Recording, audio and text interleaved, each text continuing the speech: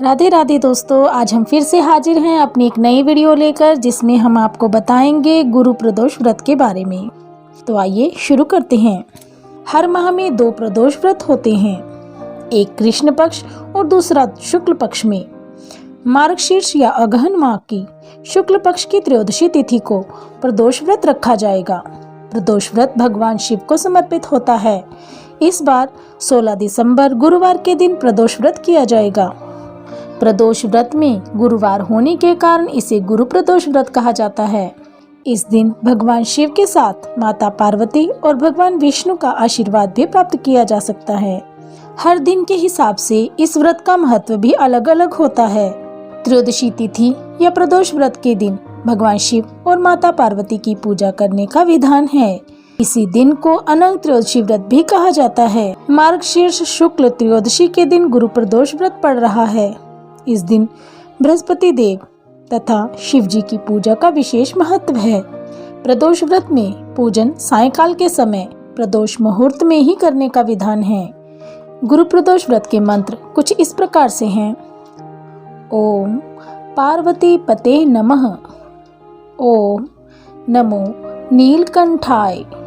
ओम नमः शिवाय। ओम ग्राम ग्रीम ग्रोम सह गुरुवे नमः। ओम तत्पुरुषाय विद्महे महादेवाय धीमहि तन्नो रुद्र प्रचोदयात्। ओम आशुतोषाय नमः।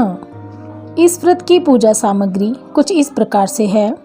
जल से भरा हुआ कलश, बेलपत्र, धतूरा, भांग, कपूर, सफेद और पीले पुष्पों की माला, आंकड़े का फूल, सफेद और पीली मिठाई, सफेद चंदन, धूप दीप, घी, सफेद वस्त्र, आम की लकड़ी, हवन सामग्री, एक आरती के लिए थाली।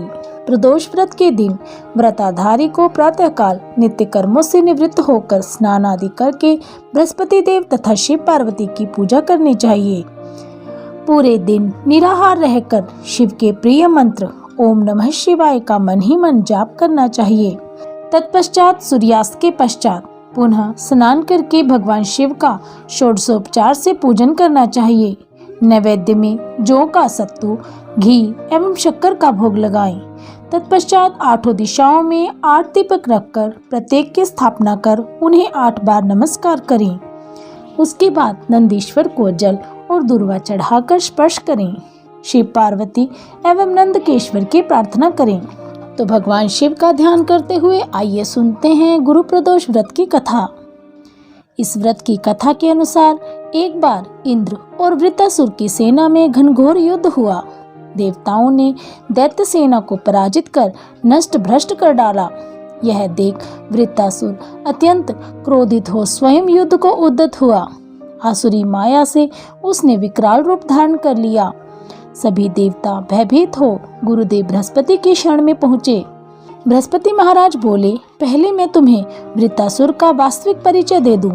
वृत्तासुर बड़ा तपस्वी और कर्मनिष्ठ है। उसने गंधमादन पर्वत पर घोर तपस्या कर शिवजी को प्रसन्न किया। पूर्व समय में वह चित्ररथ नाम का राजा था।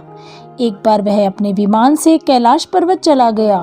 वहां शिवजी के पास में माता पार्वती को विराजमान देख वह उपहास पूर्वक बोला, हे प्रभु, मोह माया में फंसे होने के कारण हम स्त्रियों के वशीभूत रहते हैं, किंतु देवलोक में ऐसा दृष्टिगोचर नहीं हुआ कि स्त्री आलिंगनबद्ध हो सभा में बैठे।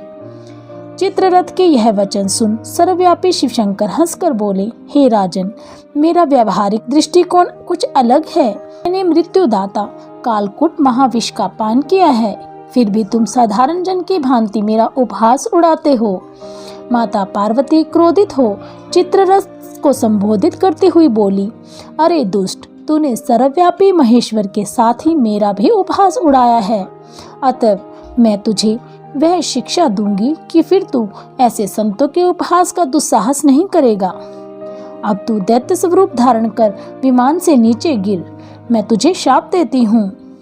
जगदम्बा भवानी के अभिशाप से चित्ररथ राक्षस योनि को प्राप्त हुआ और त्वष्टा नामक ऋषि के श्रेष्ठ तप से उत्पन्न हो वृत्तासुर बना।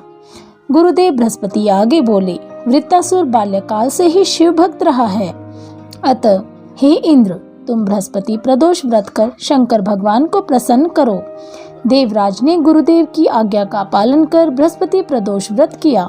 गुरु प्रदोष व्रत के प्रताप से इंद्र ने शीघ्र ही वृत्तासुर पर विजय प्राप्त कर ली और देवलोक में शांति छा गई।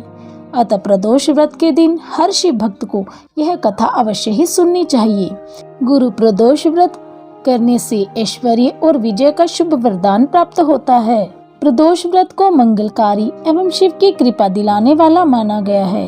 गुरु प्रदोष त्रयोदशी व्रत करने वाले को 2 गायें दान करने का फल प्राप्त होता है तथा यह सभी प्रकार के कष्ट और पापों को नष्ट करता है। इस व्रत की कथा श्रवण करने से यानी सुनने से ऐश्वर्य और विजय का शुभ वरदान प्राप्त होता है। बोलो शिव शंकर भगवान की जय, बृहस्पति देव की जय। तो कैसी लगी आपको हमारे द्वारा दी गई जानकारी? हमें कमेंट बॉक्स में कमेंट करके अवश्य बताइएगा। यदि आपको कहानी पसंद आई हो तो हमारी वीडियो को लाइक अवश्य करें। और भी ऐसी ही धार्मिक कहानियाँ और उनसे जुड़ी जानकारियाँ प्राप्त करने के लिए हमारे चैनल को सब्सक्राइब करना ना भूलें। हमारी सभी वीडियो की अपडेट आपको प्राप्त होती रहे, इसलिए बेल आइकन अवश्य दबाएं और हमारे द्वारा दी गई जानकारियों और कथाओं को आगे शेयर कर हमारा उत्साह अवश्य बढ़ाएं। बहुत बहुत धन्यवाद।